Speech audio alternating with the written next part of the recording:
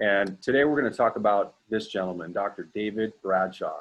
He's an expert in physical medicine and rehabilitation. He also tried to call himself an expert in pain management. And you'll see how Brian cross-examined him on that issue and really limited his qualifications and his expertise. So I took his deposition in lead up to the trial, and you can see from his demeanor how he was just a jerk. And he straight up called our client a liar. And so Brian has a methodology that we use in a lot of our cases where we're going to try to polarize this witness. And even though he later did back off of some of these very, very severe comments calling our client a liar, he tried to back away, but we pinned him down and we were able to polarize that part of the case to really make him look unreasonable. So I'll play a short clip here. Let me try it like this. So she tells you that she's been taking Norco every day, multiple times a day for the past 4 months, but you were discounting her claim, correct? That's correct. In other words, she's lying to you. Yes. Okay, so his whole deposition was filled with stuff like that. And where the cross-exam that you're going to see from the trial where it starts is very unique. And in fact, it's at the beginning of the direct examination where the defense lawyer in California, he made a big mistake, and he asked the judge to admit Dr. Bradshaw as an expert witness. And that allowed Panish, who jumped up and knew what to do right away, and he said, well, Your Honor, I want to cross-examine this witness on his qualifications. And so that's where he gets picked up. So I'll turn it over to you, Brian. That was an amazing thing to watch. Actually, it's voir diring the witness. Right. And in some states they do, as in Texas and others, they ask the court to find him to be an expert. You don't do that in California, but he did. And I knew right away that when, someone's trying to qualify him, you can go attack just their qualifications before the judge makes that determination. So I already knew some of my good stuff I was going to nail him. So I figured I'm going to get a free shot at this with the jury. I'm going to make him look bad before he gets to his opinions. And that's what happened, I think. No, that's definitely what happened. Exactly what happened. That's exactly what happened. Hold on, I gotta. So for everyone watching the written transcript, we're going to start off on page 47, right around that time frame. Yep. So this is just the end of his qualification because he throws something in there. He hasn't got to any opinions. This is just, and then the guy says this line, which I hadn't really heard in California, but I was ready. All right. Last Saturday, I had to cancel my office on Monday and Friday last week for obvious reasons, and I had to do some catch-up. So I saw somebody in the office on Saturday that had a burst fracture with more than 50% compression of the vertebral body and with a 4-millimeter piece of bone that was sticking out backwards. Was that a medical legal consultation? Then what? Were you retained by the defense in that case? No, by the plaintiff. Did that plaintiff undergo surgery? No. Did that patient suffer any infection? No. Hold the roll. Doctor is a physical medicine and rehabilitation specialist, sometimes called a physiatrist. Yes. Your Honor, the defense moves to have Dr. Bradshaw admitted as an expert witness in the medical field as a physiatrist and an expert in physical medicine and rehabilitation. All right, did you wish to voir dire? Yes, I do. All right, you may. So just real quick, that last patient there was an injury that was similar to what your client has suffered. Is that right, Spencer or Brian? Yes. And their whole contention was that the surgery was unnecessary, and that's why he threw out this patient of his own, right? Exactly. And Okay. she's faking. Right. All right. Dr. Bradshaw, you have worked in a pain center since 1987, isn't that true? That's correct. Dr. Bradshaw, you just told the jury that you're on the staff of the St. Mary's Hospital, didn't you, sir? Yes, sir. That's not true, is it? I don't know because I've been thinking about dropping off of the staff. I do know that I get their emails. Excuse me. Every day. Your Honor, could I ask the witness to answer a very specific question? Doctor, You just told the jury that you were on the staff of St. Mary's Hospital, and that's not a true statement, is it, sir? Objection, Ms. Price's testimony. Well, Goes to disqualification. yes, I believe that it may mischaracterize the testimony that he gave on a question to Mr. Oliver, where he indicated he hasn't been there for a long time. He thinks that he may still be on staff. So that's my understanding. of Dr. that Bradshaw. application. Dr. Bradshaw. Yes, sir, Mr. Panish. You're not on the staff of St. Mary's Hospital, are you? Asked and answered. Overruled, he can clarify. I don't know. I've been talking about stopping it. If I was on the staff there last year or the year before. Okay. Well, Dr. Bradshaw, first of all, you publish a resume with your qualifications, don't you? Yes, sir, I do. And you're truthful and honest in your qualifications. As best I can. Yes, sir. Well, you published a resume that you gave us in this case that you said was current and up to date, didn't you? Yes, sir. And if we can look at that, that's exhibit number 254. And on your resume, you publish what hospitals you're affiliated with that have staff privileges. Isn't that right, doctor? It is. Okay, well, let's take a look and see if you put St. Mary's Hospital on your resume of your true and correct qualifications.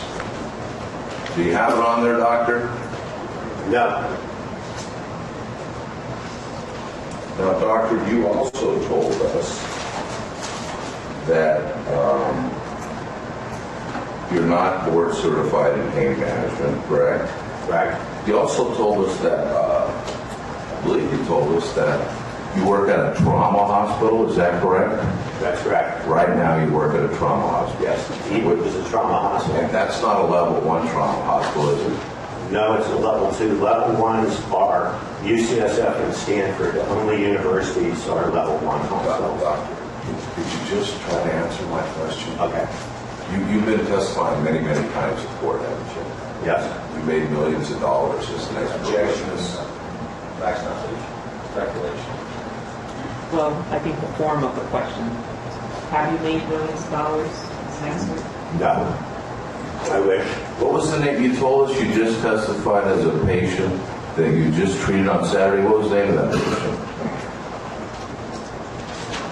Can I answer that? You just told us about it, Mr. Tall. I know the name, but I don't think that I can say it here because it has to do with patient confidentiality. But you brought it up on direct examination of counsel. You brought up a patient that you treated on Saturday, didn't you? I did. What's the name of the patient? Can I answer that, Your Honor? Well, I don't know. It may be privileged, and that person is not here, and may not know that the doctor is talking about their case. Did you have their permission to bring it up on direct examination? No, But you did. I didn't. What's the name of the lawyer? Walk-up law office with Doris Chang. Doris Cheng. And is that a medical malpractice case? No. Okay. So,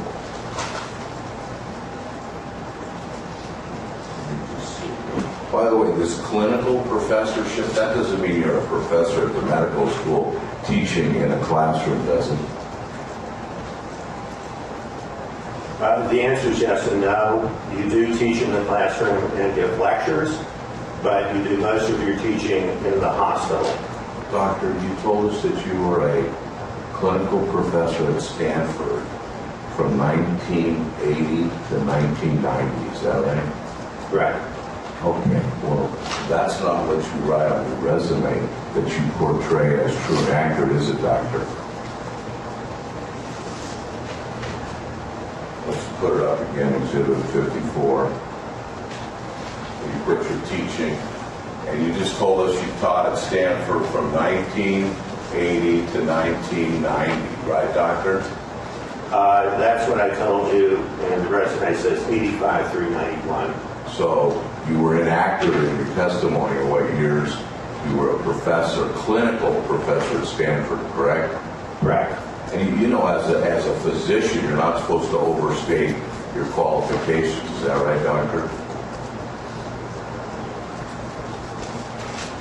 No. I'd like to be honest about it.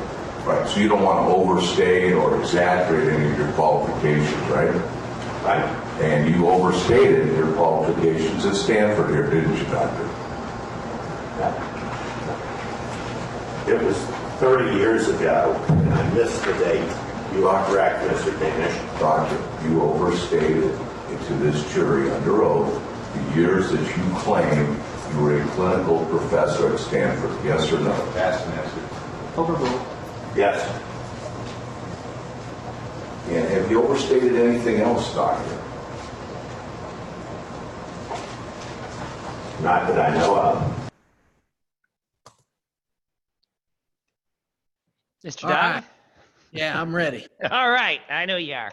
So the first thing everybody should learn from this is always cross-examine qualifications in voir dire if you get a chance. Whether that's a rule or not, try to do it. It gives you two swings at the witness every time. And it influences his direct testimony if you've already beaten him up a little bit on his qualifications. Next point, doctor.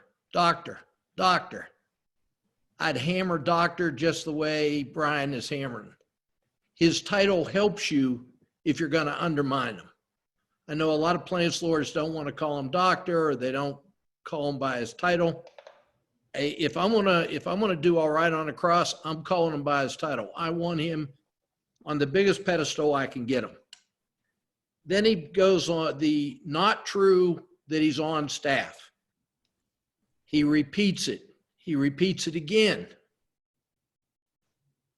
Then the doctor says, I don't know. Well, hell, that's as good an answer as you could possibly get. This guy doesn't even know where he's at, but he represented that he was. And then impeaches him with his own resume, which is a nice touch.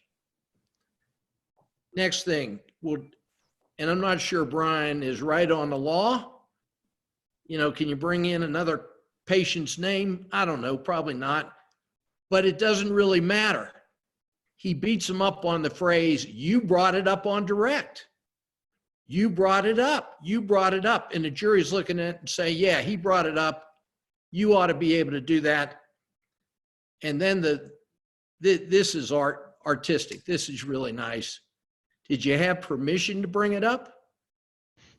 And he says, no. Now, a lot of people are going to say, wait a minute, you didn't know that answer. How can you ask that? Because it makes sense that he didn't.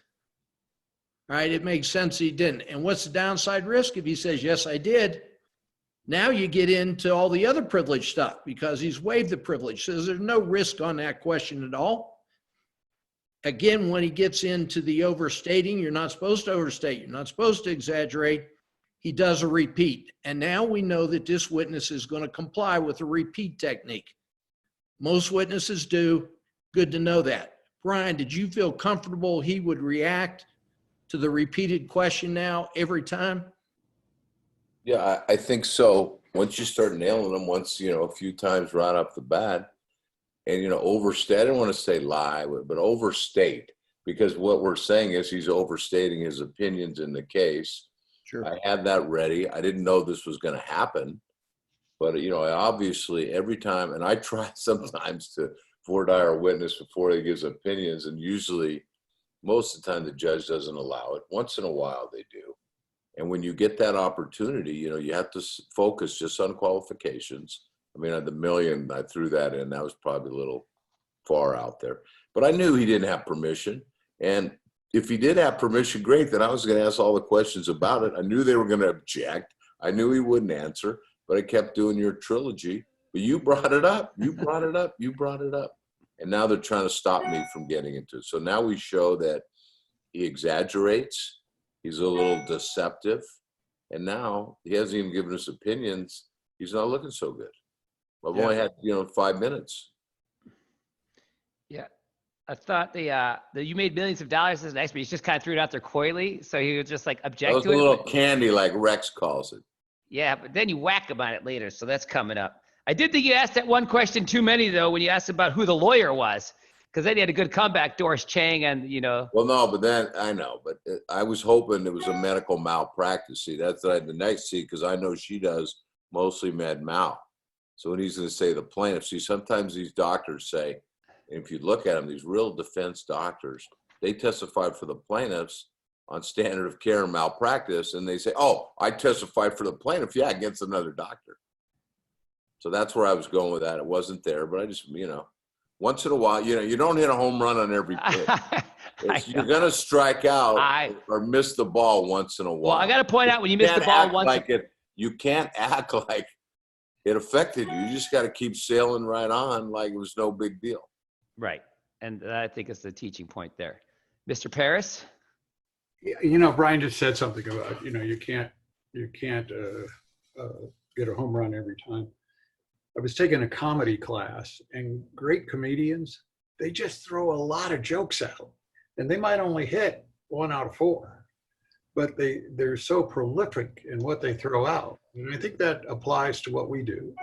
I'm not keeping score when I'm throwing out questions on cross. What I'm just trying to do is destroy the witness.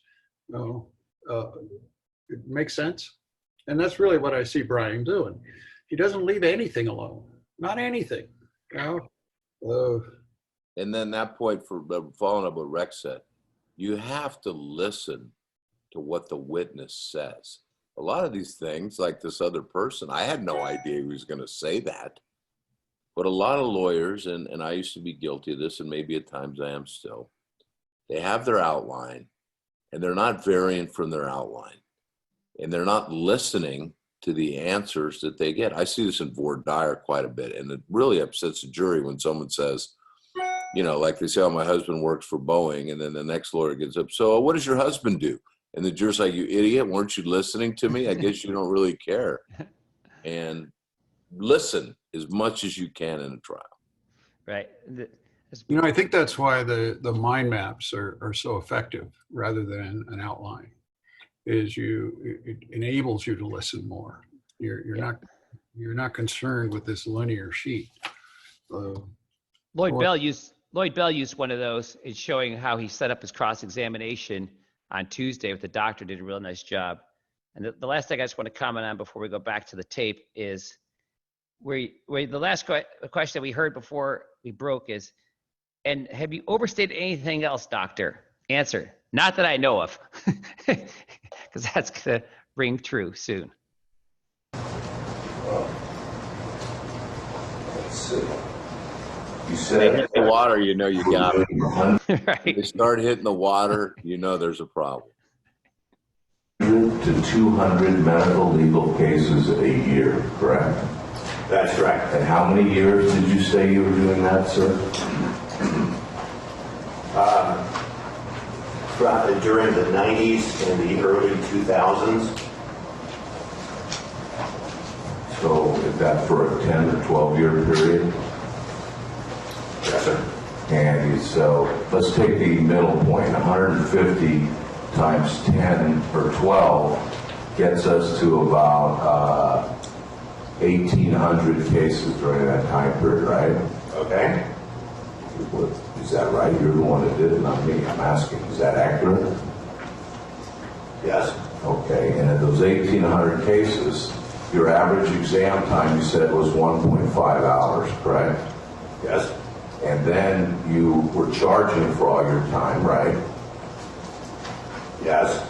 And if you just averaged $10,000 a case, that would be, well, almost $2 million just at that period of time, wouldn't it, doctor? If I was averaging $10,000 a case, I would have been a very lucky guy back then. I wasn't. Did you answer the question, doctor? 10,000. The question is your math correct? And I think that your math is correct. The assumptions are wrong, but the math is correct. Well, how many hours have you worked in this case? By the time I had my deposition taken, I had worked 9 hours on the case and billed $4,500. I subsequently worked another 12 hours on the case and billed $6,000, and I've not submitted my next bill, but I took off all day Monday waiting to come to court and all day Friday, and then I reviewed further depositions. I would estimate that I probably have about another 20 hours or so, maybe 30 hours in the case. So my question is, how many hours have you worked on this case, not counting today's testimony?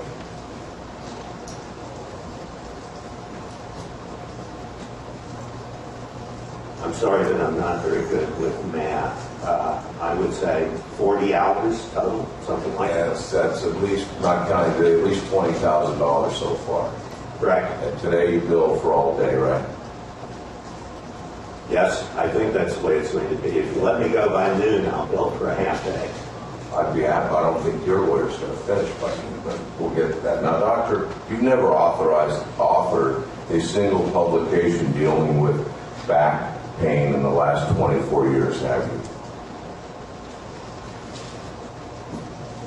That's correct. I believe my last publications were in the early 90s. And you told us, I think, and correct me if I'm wrong, if you want to call yourself or if you want to say you're a specialist, you need to get board certified. Did I write that down right? That's correct. And since you're not a board certified pain management doctor, you can't call yourself a specialist according to your terms, correct? Correct.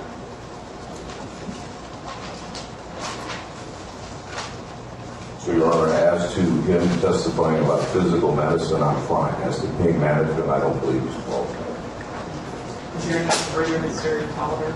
Yes, thank you, Your Honor.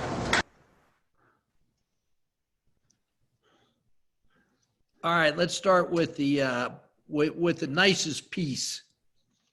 According to your terms, according to your definition, goes right back to what Brian was saying and what we all believe. You have to listen. That's the most important skill for cross-examination. People always want to tell me, well, you get paid to talk. Actually, I get paid to listen and to think. When I'm talking, I'm probably ought to be paying somebody else. We really are paid to listen. Now let's back up to the math. The doctor says, I didn't make millions, I wish. And then he has to testify they made $2 million in the 90s and early 2000s. And he says, but I didn't really get paid $10,000 a pop. And then he has to testify, but I got paid $20,000 in this case already. Well, the math doesn't add up and a jury's going to start discounting this guy. Not only is he deceptive, he's flippant about it. Oh, I wish I got paid that much. Hell, you do get paid that much. So, Brian, you asked two open-ended questions. Did you feel like you had him controlled enough that you could get by with that? I would say yes, but I don't remember. But I take chances. I mean, once in a while. Remember, these Dr. Jones, who was these are their two medical people. So to get where we wanted to go in the case, I really needed to take them out. What I did notice, and I don't want to pat myself on the back too much, but one thing that I noticed I didn't notice before is, but now he's saying yes, yes, yes, Yep. yes. And he's kind of stopping with his little qualifiers, and I'm getting some control. And remember now, he hasn't even given his opinions yet in the case, and now I have him a little bit under control so far. And I get to say right in front of the jury he's not qualified. Yep, and the judge agrees with you. Yeah. Yeah, that's not a bad start. That was a good start before he got to his opinions. Yep. We got more coming. And then he was a little bit of a smart ass with you when he said, well, if you let me go by noon, I'll bill for only half a day. And you're like, well, I'd be happy, but I don't think your lawyer's going to finish by then. So you kind of like smacked him right back. And then you got a bit in a nice way, though. In a nice way. But but you're very nice and your tone's great, which I really admire. Jones was more, this guy's he looks like Santa Claus. He's a nice old guy. Jones is more like a fighter. He's like wants to be the fighter. This guy's more mellow. I don't think they'd really appreciate me really beating up the older guy. Right. And also you got him with the And since you're not a board certified pain specialist, and you're not board certified, so you can't really call yourself a specialist. And so then you're able to object to his qualifications based upon his own words. So I thought that was pretty solid listening on your part, Brian. I'm getting better at it. Listening is hard because lawyers want to talk all the time. But if lawyers listen more, and at the end of the case, the jurors always tell you, the lawyers ask the same question like 5 times. They're not paying attention. Right. So move up to about 40-23. 6 years, is that right? I believe that that's correct. And the years again were what? 1980. This is further voir dire. The defense attorney qualifies more, and Brian's voir direing him again. 1990. Have you taken continuing education and received any certification in pain management in the last 25 years? I've taken continuing education, but I have not received any certification. Okay, well, now, once again, doctor, you're not misrepresenting your qualifications as to how many years you were the medical director of the pain center at Mount Zion, are you? Oh, thank you. So let's put it up again, doctor. Okay. So far I haven't, in just these questions, I've found 3 areas that you've misrepresented your qualifications. Objection, Your Honor. Counsel's testimony. I haven't finished the question. You've misrepresented when you were a professor at Stanford, correct? Correct. You've misrepresented, I forgot the second one. You misrepresented when you were the medical director of the pain center at Mount Zion under oath again, correct? Yes, I guess I didn't misrepresent it on my curriculum vitae, But you weren't under oath there. You're under oath here, aren't you, sir? I am, and I'm sorry that my memory as to the exact years is off. Doctor, you understand that this is supposed to be truthful and accurate testimony, don't you? Yes, I do. And you understand that the jury is assessing your qualifications, correct? Correct. And you've misrepresented just when counsel questioned you so far 3 times about your qualifications, correct? Ask and answer. It has been. Okay. Now, doctor, you said that you've been in court 50 times at least, is that right, as a witness? Objection is characterized as testimony. Tell us how many times it was, doctor. I don't know exactly. It's an estimate. Well, do you have a list of the cases? I do. Where's the list? You bring it with you? I believe so. It was attached to my deposition. It's a federal Rule 26. It is, doctor. And that's supposed to be under oath too, isn't it? That's signed under the penalty of perjury. Objection mischaracterized. This case, you haven't shown. Well, I think he's asking him. I don't know. Do you remember, Doctor?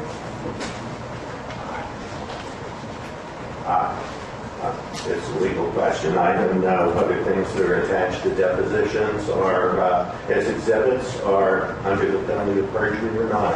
Well, generally, it would ask you on the form. Yes, it's under the federal rules of civil procedure, Rule 26. Isn't that right, doctor? Rule 26 asks me and my secretary to give a list of the cases that I testified on. I have never actually seen Rule 26 myself, and I don't know what the federal requirements are. All right, so as I understand it, and let me just see if I clarify. So you submitted a list of the cases, but the document that you submitted was not under penalty of perjury. There was nothing on the document that said you were submitting that under penalty of perjury that you recall. That's correct. All right, thank you. Your next question. Yes, doctor. Just 1 second. Do you have that list, doctor? I do. Okay. Can I borrow it? Sure. Can I put witness on? Yes. And while we're getting that, these are the cases that this isn't really an accurate list, is it, doctor? What does that mean? That's they. Okay, fair enough. This doesn't list all the cases, that's about. No, it's the cases on the dates that range there that my secretary did fish up out of the books and give us accurate rendition. And those, of course, are both depositions that have been given as well as trial testimony. Okay, so my question is, this is not a complete list. This is only for 4 years. Actually, 3 years and 3 months, correct? Correct. And you haven't testified in 50 cases or qualified as a pain management expert in those, have you, sir? Objection, Ms. Carey. Well, the question is asking him, so I don't know. Overruled. You may answer. Do you understand the question, or do you want me to rephrase it? I think I understand the question. I had estimated that I had testified in 30 to 50 cases over the 35 years that I've been in practice. Right. And every one of those cases didn't deal with pain management, did they, doctor? Objection. Right. Okay. And when counsel asked you, have you qualified 50 times as a pain management expert, that's not true either, is it, doctor? Ms. Carey, granted this testimony. Overruled. You may answer. Right. And also, doctor, by the way, you said your average exam is an hour and a half, is that right? Yes. And your exam with Miss Francisco was 11 minutes, is that correct? You're talking about the physical examination? Yes, sir. The time that she was in the office face to face with me. The physical exam in this case was 11 minutes, correct? I don't know. You don't know? I don't know. I don't keep a watch on it. Does that seem about right, Doctor? 11 minutes. Yes. Now, back to this question about your pain management expertise. So I understand you're not board certified, right? All right, lots to work with here. So here's one of the ironies of trial work. No matter how good the cross is, and you say to yourself, they'll never redirect them, they almost always redirect them, which means they're loading you up for the recross. I've never understood it, and yet they always do it. So always be prepared for the recross. And when we say listen, the redirect is really where you have to listen.